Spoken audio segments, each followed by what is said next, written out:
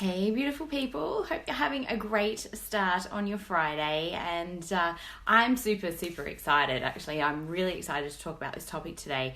One of my dear, beautiful clients had reached out to me and had spoke about the challenges that she was actually having. And I know that so many mums have this same challenge as well. So I'm really passionate about speaking about how to release that mum guilt and I guess like really diving into the importance of self-care as women and how this really impacts, hey Laurie, great to have you on, how this really impacts not only our own self and how we feel, but also the future of our daughters and the future of our sons and their relationships as they start to become adults, and what's actually expected of them as well, because this is something I think that has been going on for a long time. Hey Tadia, great to have you on. I hope I've pronounced your name correctly, hun.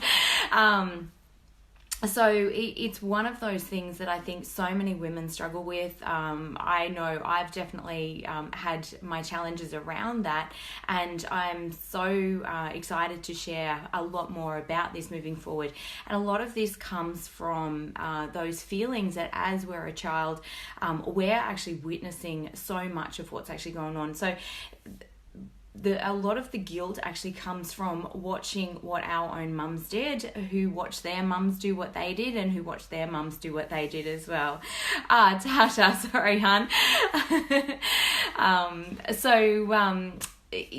This has been a generational thing, and we are at such a tipping point, I believe, in being able to revolutionize, I guess, not only our own relationships with ourselves and with our partner or with our husband or with who we're living with, or and also with our kids as well. And I just see it as such a great opportunity to really start to change the future for what's actually going on as well. Hey Karina, great to have you on, honey.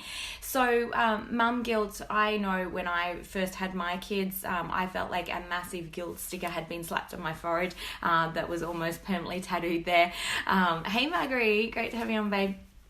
And I think that we can all definitely relate to those feelings at times, and particularly even the inner conflict that occurred for me as a working mum. For financial reasons, I needed to go back to work when my baby was very young, and so I actually chose to work late nights at a pub on Friday and Saturday nights. This was when I was in my very early 20s, kind of really not congruent with, with my lifestyle and health and values choices now, but that was what I actually did at that time, simply because I couldn't bear to actually not be around my daughter when she was little. So and then I went back to work, I think when she was 7 months old, in a part-time job.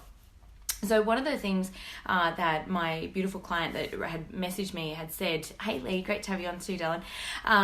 One of the things that my client had said was, why is it that she feels like she has to have the house absolutely immaculate, and to have all the meals prepared and everything else for that night, and to have everything done within the house, and still feels guilty then going off to work.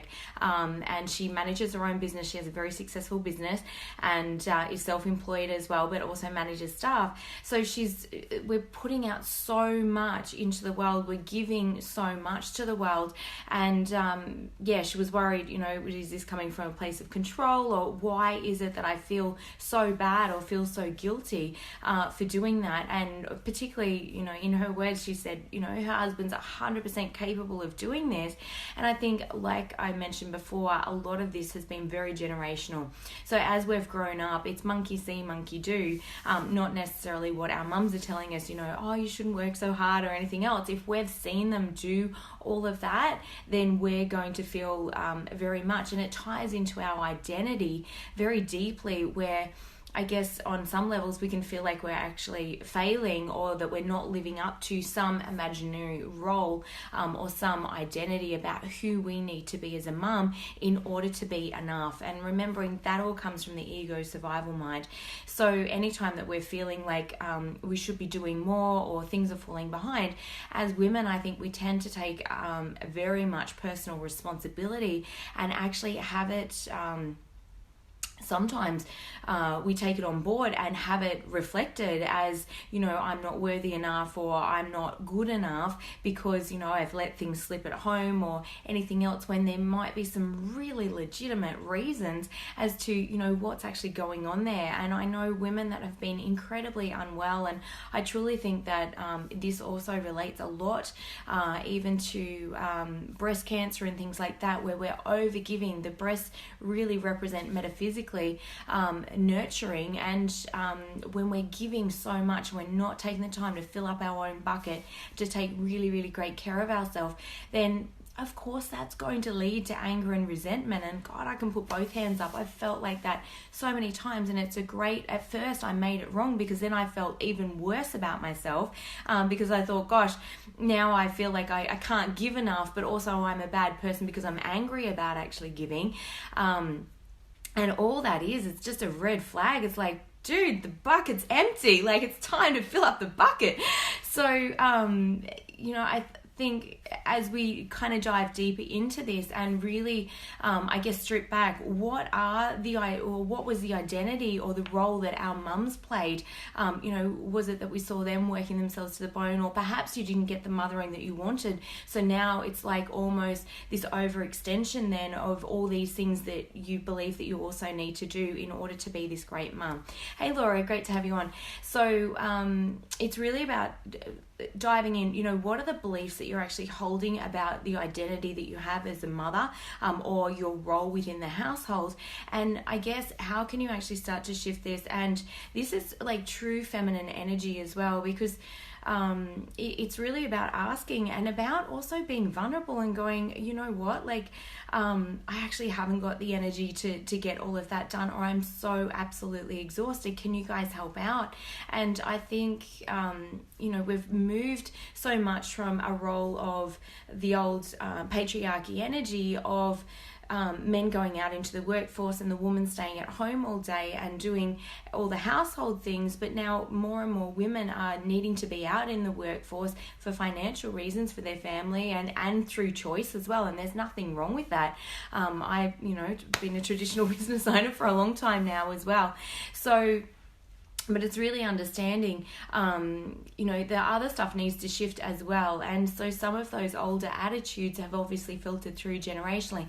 And we do have a real opportunity right now, just through what we actually demonstrate to our own daughters and to our own sons around our own level of self-care as well. And I think that it's so important to be able to demonstrate taking time out for yourself, asking for help, not feeling like you're the one that actually has to carry all of the burden of everything as well, and really asking hubby or your partner to step up where possible as well. I'm a single mum, so I've my kids learnt to cook when they were 7, 6 and 7, and I've they're so independent at this age, and I love that. Like, they're 15 and 17 now, because I see my role as guiding them, not not doing everything for them, and that doesn't serve them either. If we're actually doing things for others that they're very capable of doing, we're actually disabling them on lots of levels as well.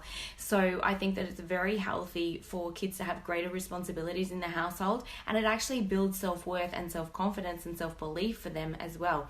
One of the other things that I think happens for women is that if we see that one of our children is suffering or something's going on, we can tend to take that as a reflection, or we believe that it's a reflection of we're not a good enough mum, or we've not done enough, or our parenting's not good enough. And what it does, it sets up this dynamic almost of needing to control our child or have our child be a certain way so that finally we can feel enough. And that's a really tricky situation. I've definitely been in it before in my past. Hey Christy, great to have you on, hun. It can be a really tricky situation. And it doesn't serve anybody, because it creates this wall in between where there's these dynamics going on where neither party can kind of move anyway. And the child doesn't feel like they feel all that pressure from mum or dad or both parents. The parents don't feel great either. So there's not really a great resolution that can come. When we take our stuff out of it, we believe and know and trust deeply that we're doing our best as parents, and self-love, and really utilizing that self self-love, then we get to shift the whole game very deeply. So I guess if there was 3 steps to this, it really would be looking at, what was the past story that you had when you were actually growing up? What did you perceive was your role as a mum from what you witnessed your own mum doing? And is that really reasonable given this day and age and all the other commitments and all the other things that you've got going on in your own life as well? So that's definitely really, really important. The other part is, what are the limiting beliefs that you have, or where perhaps are you emotionally with your own self-worth? Hey, Becca. Hey, Chris. Hey, great to have you guys on. Where are you emotionally with your own self-worth? Are you down in powerlessness or despair, or feeling so conflicted internally with what you're actually really, really wanting to do as well? And as you move up emotionally through those different emotions, you might feel anger or frustration or even boredom around, probably not boredom if I know most busy mums. Hey Beck, great to have you on. However, really starting to look at where you're actually allowing yourself to reside, and it's our responsibility right now, right here, to, if we're not feeling great, to actually take full responsibility for that. And so often, I know in the past it was like, well, I'm a single mom, so I've got nobody else that can step up or do those things. But my willingness to change things and to ask for things to be different, and now I pay for a cleaner, I leverage whatever I can, simply because it's such a great way of, and actually I pay one of my daughters. I was paying somebody commercially previously, but one of my daughters wanted to do that, so she stepped up and she's doing that on a regular basis now.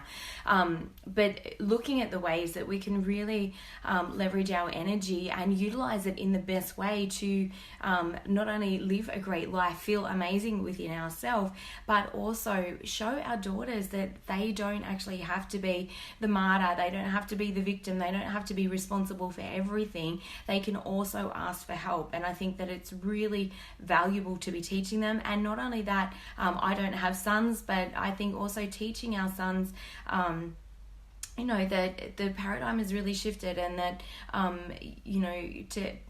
to step in and to take responsibility, or to see things that actually need to be done around the house is so super important as well. But as women, I think we can be our own worst enemy, in that we're not necessarily asking for that. And I know our brains are wired very differently to men, where we will see things that men don't necessarily see. And that's not a criticism on men or anything else. It's just we are hardwired very, very differently from, caveman days. So asking for help and saying, I know so many men that are so delighted when they have a list probably delighted may not be the right words, but so many men that are so willing to step up and help when we actually ask them, and they actually want to do that. They want to take care of us. And it's the masculine, feminine energy coming through. But when we are so stuck in our masculine energy from being at work all the time and then taking all the responsibility on of the household, that doesn't allow for that playfulness or for that feminine energy coming through as well. So hope that's been really helpful for you guys. But self-care is the way to release the guilt, definitely, and realizing that monkey see, monkey do. So if you don't want your daughters or your sons believing, that their wives need to be doing everything, it really is around that conscious shift. And I'd see so many more beautiful relationships coming through, where more and more men really are taking on combined responsibilities within their household and everything else. And we are really moving a lot, and it's I guess, the next level of this as well then too. Hey Denise, great to have you on, hun. Where we need to take personal responsibility for it, fill up our own bucket. When we're giving from a full bucket, we're giving from the overflow, and that feels good, right? So it's not exhausting, it's not draining, we're not in anger or resentment. And if you are feeling anger and resentment from feeling obligated or have to or need to or should, and we have placed so many of those things on ourselves as well. Hey Brooke, that's really, really tricky. So because it doesn't feel good to give from that space, and it will always be tainted with anger or resentment, and the other person, the person that's actually receiving, also feels that as well. So it's not a great energy exchange, and it's very energetically depleting and exhausting and draining. So when we actually take that time out, we're sending clear messages to our daughters that it's perfectly okay for them to actually do that for themselves, and that, you know, it's okay to rest, it's okay to relax at times, and to really nurture ourselves, and to fill up our own bucket, and to take full responsibility for our own happiness. And coming from that space, you are going to have a much better relationship from an intimate point of view, but also you just feel so much happier, you have greater physical health and well-being, and we're sending very powerful messages to our kids around what a great combined relationship looks like, and asking for help, and being vulnerable, and all of those beautiful gifts that I think that the true feminine energy really brings through as well. So I hope that's been helpful. I know one of the things that if I feel a little bit guilty about going and doing something for myself, if my girls are here or anything like that, and when I say that, my girls live with me 50% of the time, so a lot of the time I'm organising things in times when they're not here, but sometimes there are things that come up, and it's really, you know, would I want them to feel as a parent that they actually couldn't do what they know would light them up, or would that fill them, their soul, or make them feel good as well. Hey Lisa, hey Amanda. So if you guys have just jumped on, definitely jump back to the start and have a watch. But really, looking at roles, identities, what did we learn from our own mums, and how do we want our daughters and our sons growing up in their relationships moving forward as well. So I hope that's been helpful. Have an amazing rest of your day. Lots of love to you all. Thank you for tuning in, and I'd love to hear your comments or how that's impacted you, or I guess what your experiences have been and what will be different for you now moving forward. So have a fantastic rest of your day, guys. Bye.